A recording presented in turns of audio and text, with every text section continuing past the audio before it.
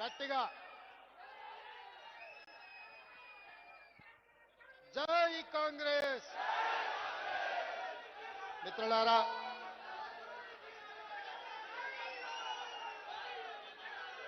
చాలా విషయాలు మాట్లాడుకోవాలి. మిత్రులందరినీ సావధానంగా కూర్చొని ఢిల్లీ నుంచి సందేశాన్ని తీసుకొని గ్రామ గ్రామాన ఢిల్లీలో చర్చల సారాంశాన్ని చేరవేయాల్సిందిగా కోరుకుంటూ, తెలంగాణ కాంగ్రెస్ పార్టీ అధ్యక్షులు మిత్రులు మహేష్ కుమార్ గౌడ్ గారి నేతృత్వంలో చలో ఢిల్లీ కార్యక్రమం తీసుకొని జంతర్ మంతర్ వేదికగా కాంగ్రెస్ పోరుబాట కార్యక్రమాన్ని నిర్వహించి ఈ కార్యక్రమానికి శ్రీమతి సోనియా గాంధీ గారు, శ్రీ మల్లికార్జున్ ఖర్గే గారు, శ్రీ రాహుల్ గాంధీ గారు, శ్రీమతి ప్రియాంక గాంధీ గారు, మీనాక్షి నటరాజన్ గారు, కేసీ వేణుగోపాల్ గారి సంపూర్ణ మద్దతు తీసుకొని వేలాది మంది ఈరోజు ఉదయం నుంచి ఈ జంతర్ మంతర్ ధర్నా కార్యక్రమంలో భోజనం చేయకుండా ఉదయం నుంచి ఇక్కడ కూర్చొని మేమందరం 4 కోట్ల తెలంగాణ ప్రజలు, తెలంగాణ రాష్ట్ర ప్రభుత్వం శాసనసభ ఆమోదించిన విద్యా ఉద్యోగాలలో ఓబీసీలకు 42% రిజర్వేషన్, అదేవిధంగా ఎన్నికలలో ప్రజాప్రతినిధులలో రాజకీయ రిజర్వేషన్లు 42% ఇవ్వాలని 2 బిల్లులను ఆమోదింపజేయడమే కాకుండా 2018లో ఆనాటి ముఖ్యమంత్రి చంద్రశేఖరరావు గారు బలహీన వర్గాల మీద కక్ష కట్టి తెలంగాణ రాష్ట్రంలో 50% రిజర్వేషన్లు మించకుండా ఒక చట్టాన్ని చేసి ఈనాడు మనం 50%కి పైగా రిజర్వేషన్లు ఇవ్వాలంటే ఆనాడు చంద్రశేఖరరావు గారు చేసిన చట్టం గుదిబండగా మారి తెలంగాణ రాష్ట్రంలో సర్పంచులుగా, ఎంపీటీసీలుగా, జడ్పీటీసీలుగా, జిల్లా పరిషత్ చైర్మన్లుగా, మున్సిపల్ కౌన్సిలర్లుగా, కార్పొరేటర్లుగా, మున్సిపల్ చైర్మన్లుగా, మేయర్లుగా రిజర్వేషన్ల పరంగా బలహీన వర్గాలకు అన్యాయం చేసే చట్టాన్ని తొలగిస్తూ మన మంత్రివర్గం ఆర్డినెన్స్ను పాస్ చేసి గవర్నర్ గారికి పంపిస్తే విద్యా ఉద్యోగాలలో 42% రిజర్వేషన్లు బలహీన వర్గాలకు,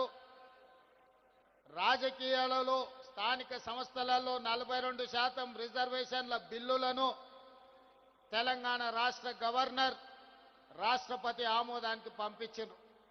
ఇదే కాకుండా తెలంగాణ మంత్రివర్గం ఆమోదించిన ఆర్డినెన్స్ 50% పరిమితిని తొలగిస్తూ ఆమోదించిన ఆర్డినెన్స్ను కూడా రాష్ట్రపతి గారికి పంపించడం జరిగింది. దాదాపుగా ఈ బిల్లులు వచ్చి 4 నెలలు పూర్తయినా రాష్ట్రపతి గారి నుంచి ఆమోద ముద్ర పడలేదు. నరేంద్ర మోడీ గారు, భారతీయ జనతా పార్టీ ఈ బిల్లులను అడ్డుకొని తెలంగాణ బలహీన వర్గాలకు అన్యాయం చేస్తుంటే ఇక గల్లీలో ఉండలేక ఢిల్లీలోనే తేల్చుకుందాం పదండి, చలో ఢిల్లీ కార్యక్రమాన్ని తీసుకొచ్చి ఈ వేదిక మీద ఉన్న ఉద్దండులే కాదు, తండాలలో, గూడాలలో, మారుమూల పల్లెల్లో కాంగ్రెస్ పార్టీ జెండా మోసిన ఈరోజు బలహీన వర్గాలకు 42% రిజర్వేషన్లు ఇవ్వాలని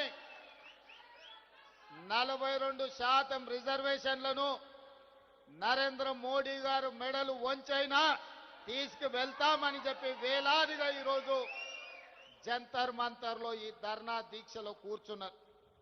మిత్రులారా, హైదరాబాదు నగరంలో, తెలంగాణ ప్రాంతంలో ఈ ధర్నా ఈ దీక్ష చేస్తే కేవలం తెలంగాణ రాష్ట్రంలో ఉన్న రాజకీయ పార్టీల మద్దతు మాత్రమే మనకు ఉంటుంది.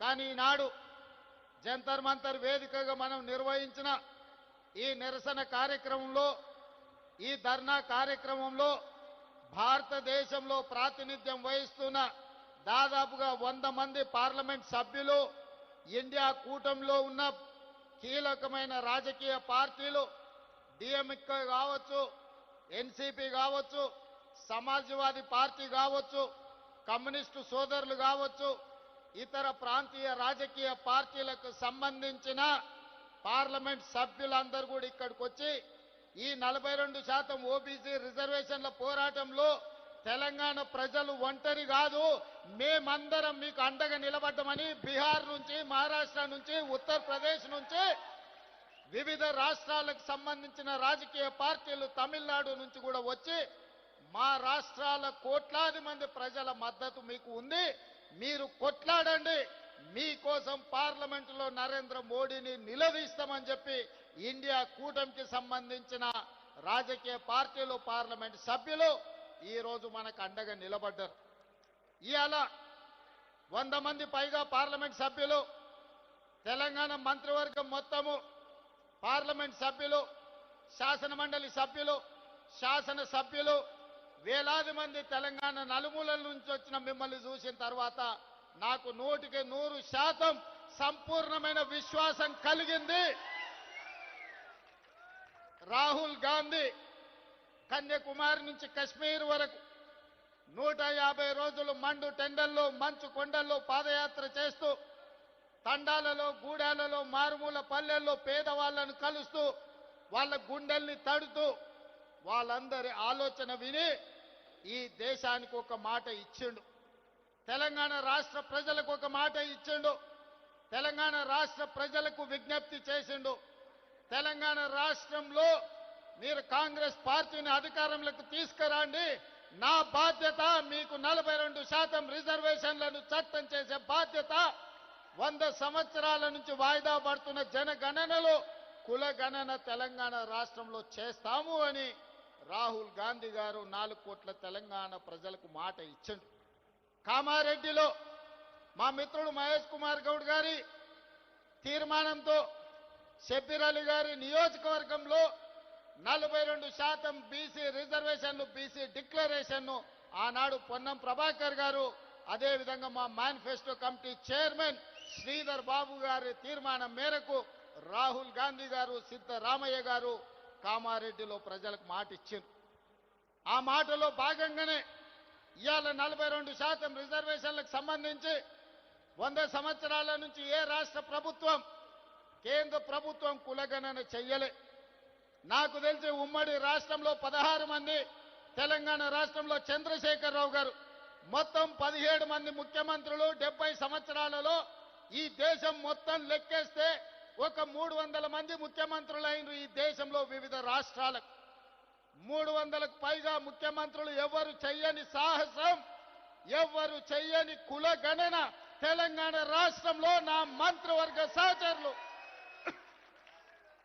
ముఖ్యంగా ఉప ముఖ్యమంత్రి వర్యులు బట్టి విక్రమార్క గారు, cabinet sub committee chairperson Uttam Kumar Reddy గారు, దామోదర్ రాజనరసింహ గారు, పొన్నం ప్రభాకర్ గారు, సీతక్క, వీళ్ళందరూ నాకు అండగా నిలబడి 100 సంవత్సరాల నుంచి జరగని కులగణనను 300కు పైగా ముఖ్యమంత్రులు చెయ్యలేని పనిని చేసే అవకాశం, చరిత్రలో మిగిలిపోయే అవకాశం మీరందరూ కల్పించారు.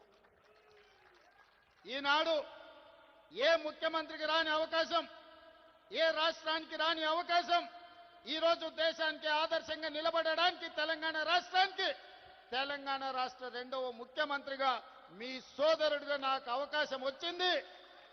ఇది ఒక గొప్ప అవకాశం.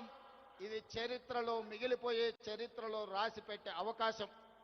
ఈ అవకాశాన్ని అందిపుచ్చుకొని, రాహుల్ గాంధీ గారి సందేశాన్ని పుచ్చుకొని, తెలంగాణ రాష్ట్రంలో జనగణనలో కుల గణన చెయ్యడమే కాదు, 42% రిజర్వేషన్లు పెంచాలి అని చట్టాన్ని చేసి ఈరోజు ఢిల్లీకి సవాలు విసిరినాం.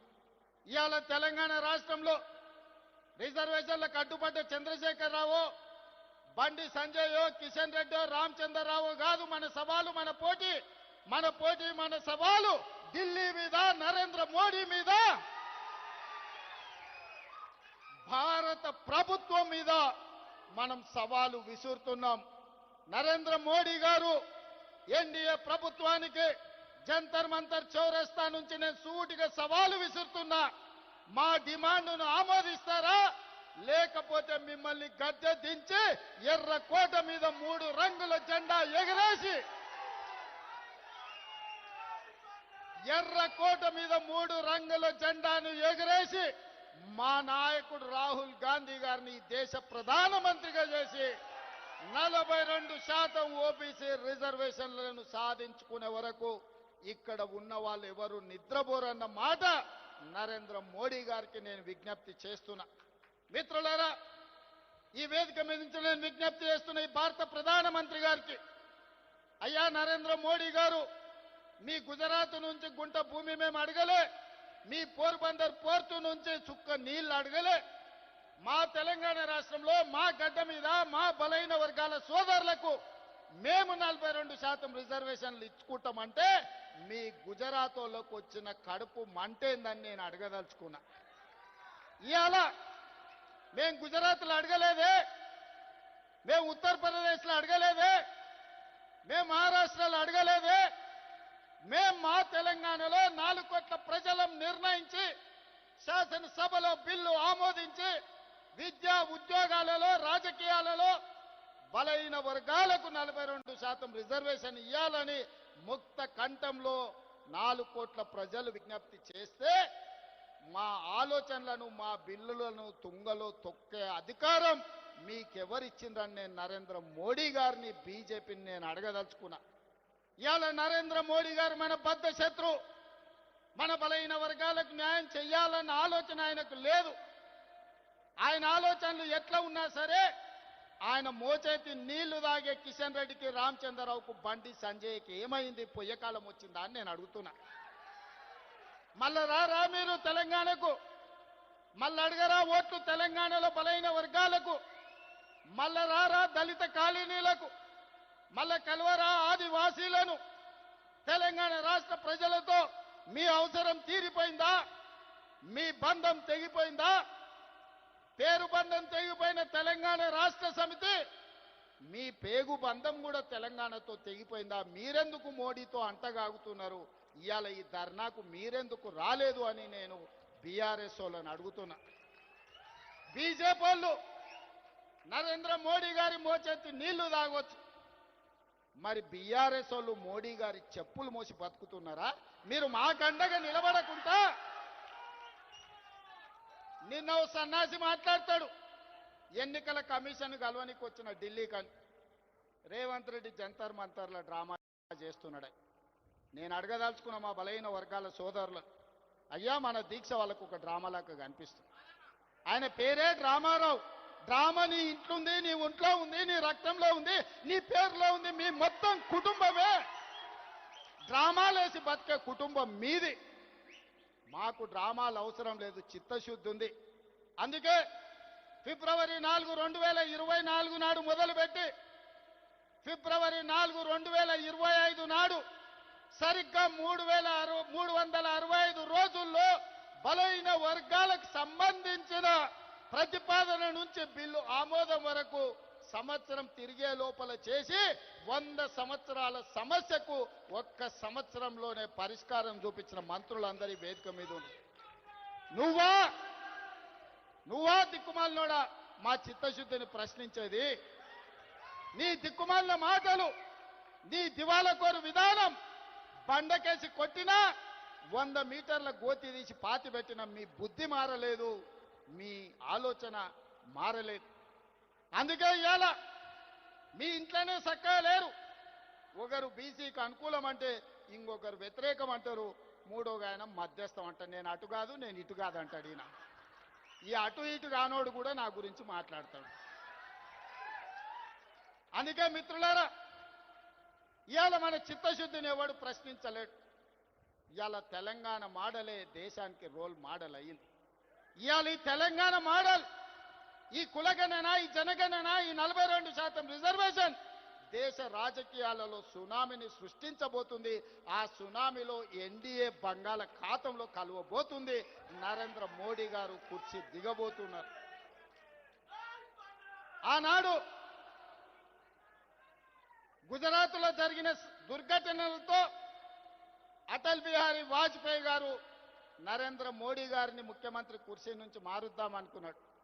అది సాధ్యపడలేదు. నిన్నగాక మొన్న ఆర్ఎస్ఎస్ పెద్ద మోహన్ భగవత్ గారు ఇంకొక మాట అన్నారు.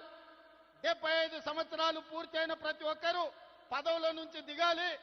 మేము లాల్ కృష్ణ అద్వానీని, మురళీ మనోహర్ జోషి గారిని 75 సంవత్సరాల నిబంధన పెట్టి వాళ్ళని ప్రధానమంత్రులను చేయలేదు. కాబట్టి నరేంద్ర మోడీ గారు కూడా రేపు సెప్టెంబర్ 17కు 75 ఏళ్ళు పూర్తి అవుతున్నాయి. వారు ప్రధానమంత్రి పదవి నుంచి దిగాలి అని వారు చెప్పారు. కానీ నరేంద్ర మోడీ గారి పరమ భక్తుడు నిశికాంత్ దూబే గారు ఒక మాట చెప్పారు. నరేంద్ర మోడీ గారు కుర్చీ దిగరు, 2029లో కూడా ఆయననే ఎన్నికల్లో ప్రధానమంత్రి అభ్యర్థిగా ఉంటాడని. నేను ఒక మాట చెప్పదలుచుకునే వేదిక మీద, నరేంద్ర మోడీ గారు మీరు దిగొద్దు కుర్చీ, 2029 వరకు మీరే ఉండాలి. 2029 ఎన్నికల్లో అటల్ బిహారీ వాజ్పేయి ఆర్ఎస్ఎస్ చేయలేని పని, నరేంద్ర మోడీని గద్దెదించే పని మా సోదరుడు, మా నాయకుడు రాహుల్ గాంధీ గారు, మా నాయకుడు రాహుల్ గాంధీ గారి నేతృత్వంలో మా ప్రతి కాంగ్రెస్ పార్టీ కార్యకర్త దేశం నలుమూలల నుంచి కార్యోన్ముఖులై ఎన్నికల యుద్ధ రంగంలో నరేంద్ర మోడీని ఓడిస్తాం. ఢిల్లీ గద్దె నుంచి నరేంద్ర మోడీని దించుతాం. ఇదే మా శపథం అని చెప్పి జంతర్ మంతర్ సాక్షిగా నేను చెప్పదలుచుకున్నా. నిశికాంత్ దుబే ఇంకొక మాట అన్నాడు, నరేంద్ర మోడీ గారు లేకపోతే బీజేపీకి 150 సీట్లు కూడా రావు అని. నిశికాంత్ దూబే గారికి వేదిక మీద నుంచి విజ్ఞప్తి చేస్తున్నా. దూబే గారు మీరు డైరీలో రాసుకోండి, నరేంద్ర మోడీ గారి పేరు మీదనే ఎన్నికలకు రాండి. 150 కంటే ఒక్క సీటు కూడా ఎక్కువ రానియం. నరేంద్ర మోడీ కాదు, మొత్తం ఆయన అభిమానులందరూ లేకపోతే భారతీయ జనతా పార్టీ నాయకులందరూ ఉమ్మడికి వచ్చిన 150 సీట్ల కంటే ఒక్క సీటు కూడా ఎక్కువ రానియం. రాహుల్ గాంధీ గారిని గెలిపించి ఈ దేశానికి ప్రధానమంత్రిని చేస్తాం. ఇవాళ రాకపోతే మోడీ గారు మీకున్న మార్గం ఒక్కటే, అయితే మా బిల్లులు ఆమోదించండి, మా బలైన వర్గాలకు 42% రిజర్వేషన్లు ఇవ్వండి. గద్దె మీద ఉంటే 42% ఇవ్వాల్సిందే. నువ్వు 42% ఇవ్వకపోతే గద్దె మీద నుంచి మేము దించుతాం, 42% రిజర్వేషన్ సాధించుకుంటాం. మీరు తెలంగాణ శక్తిని, తెలంగాణ ప్రజల పోరాట స్ఫూర్తిని తక్కువగా అంచనా వేస్తున్నారు. నరేంద్ర మోడీ గారు, బీజేపీ నాయకులారా, ఆనాడు ఇందిరాగాంధీ ఎస్సీ ఎస్టీల రిజర్వేషన్లను బలంగా అమలు చేసింది. ఎస్సీ ఎస్టీ సోదరులకు ఇండ్లు లేని వాళ్ళకి ఇండ్లు ఇచ్చింది, ఇంటి స్థలాలు లేని వాళ్ళకి ఇంటి స్థలం ఇచ్చింది, ఇల్లు కట్టుకోవడానికి ఇందిరమ్మ ఇల్లు ఇచ్చింది, భూమి లేని వాళ్ళకు భూమి ఇచ్చింది. దున్నేవాడికే భూమి హక్కు అన్న నక్సలైట్ల నినాదాన్ని లక్షలాది ఎకరాల భూములు దళితులకు అసైన్మెంట్ పట్టాల పేరు మీద భూములు ఇచ్చింది.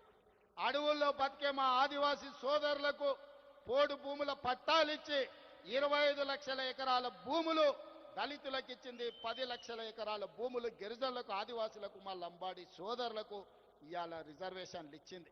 ఇవే కాదు, డాక్టర్లుగా, లాయర్లుగా, ఇంజనీర్లుగా, ఐఏఎస్లుగా, ఐపీఎస్లుగా, ఐఎఫ్ఎస్లుగా ఈరోజు రాజ్యాధికారాన్ని నడుపుతున్నారంటే సిఎల్పి నాయకుడిగా బట్టి విక్రమార్క గారు అసెంబ్లీలో కేసీఆర్తో కొట్లాడిందంటే ఇందిరమ్మ నాడు దళితుల పట్ల, గిరిజనుల పట్ల తీసుకున్న నిర్ణయాలు ఇవాళ డాక్టర్ మల్లు రవి గారు డాక్టర్ అయినరు, బట్టి విక్రమార్క గారు ఉప ముఖ్యమంత్రి అయినరు, మా దామన్న ఉమ్మడి రాష్ట్రానికి ఉప ముఖ్యమంత్రిగా పనిచేసిండు.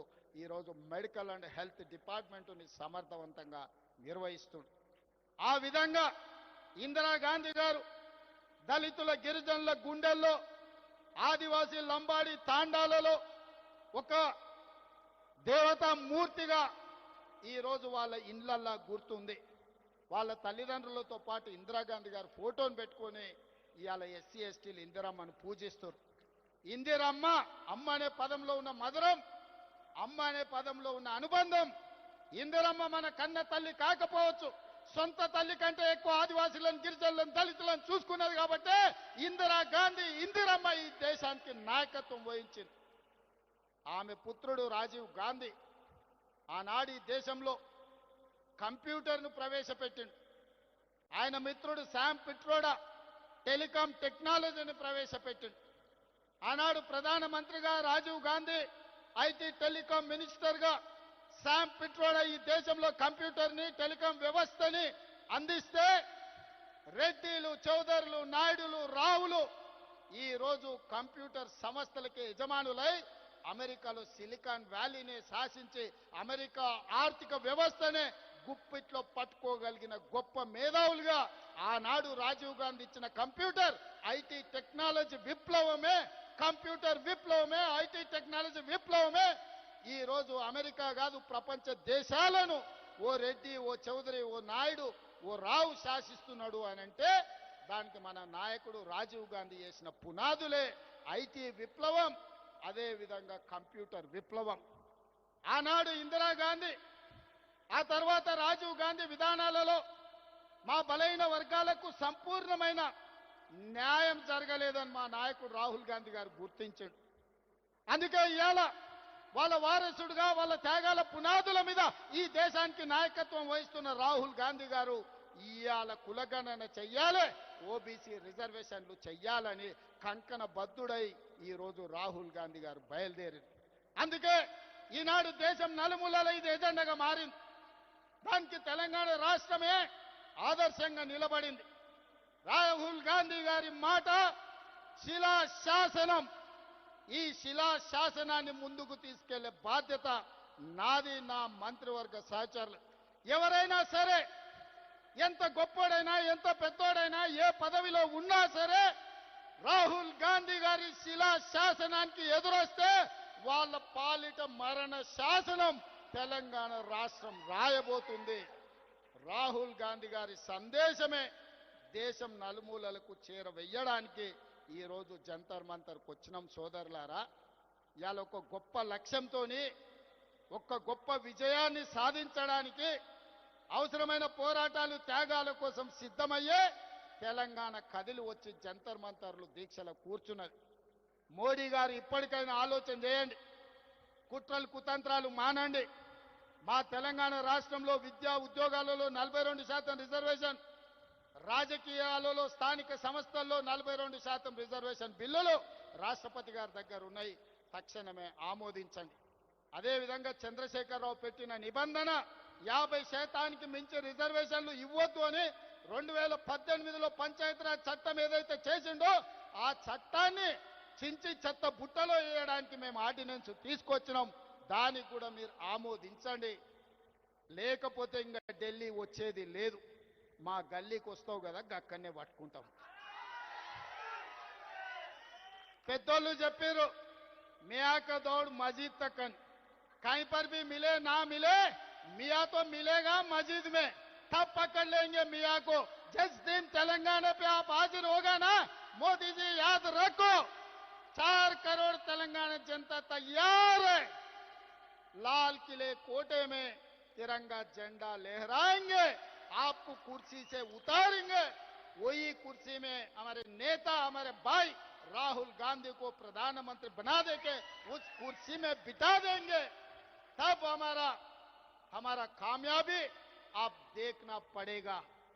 आज भाई बहनों, तेलंगाना वासियों, हम लोग महेश गौड़ जी के नेतृत्व में, मीनाक्षी नटराजन के सुझाव में आज जंतर मंतर में हाजिर हो गए. बड़ा मकसद लेकर, बड़ी उम्मीद लेकर हम लोग दिल्ली आए. हम लोग इसीलिए दिल्ली आए, तेलंगाना राज्य सरकार ने यह तय किए एजुकेशन एम्प्लॉयमेंट में ओबीसी के लिए 42% रिजर्वेशन, पॉलिटिकल रिजर्वेशन इन लोकल बॉडीज 42%, 2 बिल बना दिए. हम लोग गवर्नर साहब को हम भेज दिए. गवर्नर साहब ने राष्ट्रपति जी को भेज दिए वो 2 बिल। और तीसरे ऑर्डिनेंस चंद्रशेखर राव ने ओबीसी के खिलाफ है। वो इसीलिए ये कानून बनाया तेलंगाना में, पंचायत राज एक्ट बनाया, 50% गुना से ज्यादा रिजर्वेशन नहीं देना किसी को, एससी हो, एसटी हो, ओबीसी हो, कोई भी हो, महिला हो, 50% से ज्यादा रिजर्वेशन नहीं देना, ये कानून बनाया 2018 में। हम लोग ओबीसी रिजर्वेशन बढ़ाने के लिए जो केसीआर ने कानून बनाया उसको हटा दे के, फाड़ दे के हम ऑर्डिनेंस बनाए। वो ऑर्डिनेंस भी राष्ट्रपति मैडम के ने अभी पेंडिंग पड़ा हुआ है। इसीलिए सड़क से लेकर संसद तक लड़ने के लिए हम तय कर लिए।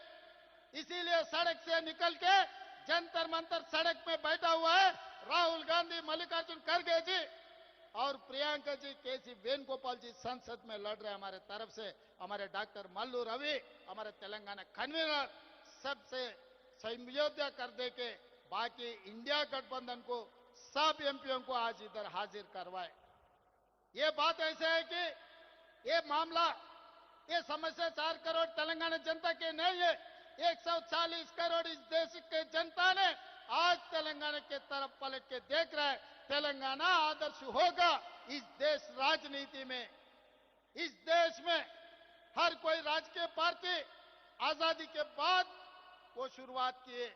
इस देश में एक ही पार्टी, ऐसे पार्टी है आजाद से पहले 140 साल पहले इस देश जनता के लिए जन्म लिया।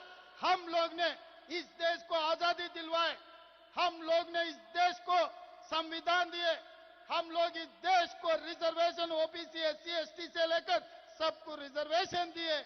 हम लोग ने इस देश को तिरंगा झंडा दिए, हम लोग ने इस देश को जनगण मन हम लोग ने दिए। सब सारे इस देश को जो भी दिए कांग्रेस पार्टी ने दिए। हमारे भाई पीछे से बोल रहा है 70 साल का तेलंगाना सपना कांग्रेस पार्टी श्रीमती सोनिया गांधी जी ने दिए। जब इस देश की जनता किसी चीज के लिए लड़ने का जरूरी नहीं है, वो जनता के लिए कांग्रेस पार्टी लड़ेगी, कांग्रेस पार्टी मरेगी। कांग्रेस के नेता शहीद होकर, गांधी जी से लेकर इंदिरा जी, राजीव गांधी जी इस देश के लिए शहीद होकर एक देश को, मजबूत देश को गांधी परिवार ने बनाया। इसीलिए वही गांधी परिवार के वारिस राहुल गांधी जी ने ये वादा किया इस देश को आने वाले दिनों में जाति गणना कांग्रेस पार्टी लागू करने वाले हैं, ओबीसी रिजर्वेशन बढ़ाने वाले हैं। इसीलिए आज हम लोग इधर आए। बीजेपी वाले ये सोच रहे मोदी जी का परम भक्त निशिकांत दुबे जी ने कुछ कहा 4 दिन पहले, आने वाले चुनाव में मोदी जी के नेतृत्व में अगर नहीं है तो भारतीय जनता पार्टी को 150 सीट से ज्यादा सीट नहीं मिलने वाले, क्योंकि मोहन भगवत जी ने यह कहा 75 इयर्स कानून लगाए बीजेपी में, अडवाणी जी को, मुरली मनोहर जोशी जी को हम हटाए, मोदी जी भी हटना है उनका 75 इयर्स होने के बाद। तो कुर्सी छोड़ने के लिए मोदी जी, उनके परम भक्त तैयार नहीं है। 2002 में भी अटल जी ने कोशिश की है मोदी जी को मुख्यमंत्री कुर्सी से हटाने के लिए, उस दिन भी अटल जी का बात नहीं सुने। आज मोहन भगवत की बात भी मोदी जी नहीं सुनने वाले, हमको पता है। हम भी यही सवाल करना चाहते हैं, मोदी जी आप हटना नहीं, वो कुर्सी में बैठना। आने वाले लोकतंत्र, आने वाले लोकसभा चुनाव में राहुल जी के नेतृत्व में मोदी जी को हरा देंगे। 150 से 1 सीट भी बीजेपी को नहीं आने देंगे। लाल किला पे तिरंगा झंडा लहराएंगे, राहुल गांधी जी को प्रधानमंत्री बना देंगे। तब तक हमारे तेलंगाना की जनता, 4 करोड़ जनता, सब लोग तैयार है, हाजिर है मोदी जी को हराने के लिए, ओबीसी एजेंडा लेकर देश पर आग लगाने के लिए। आप सब लोग तैयार है? अंदर सिद्धमेना? मोदी नोडिद्दामा? मोदी नोडिद्दामा? మోడీని ఓడిద్దామా? మీరందరు సిద్ధమేనా?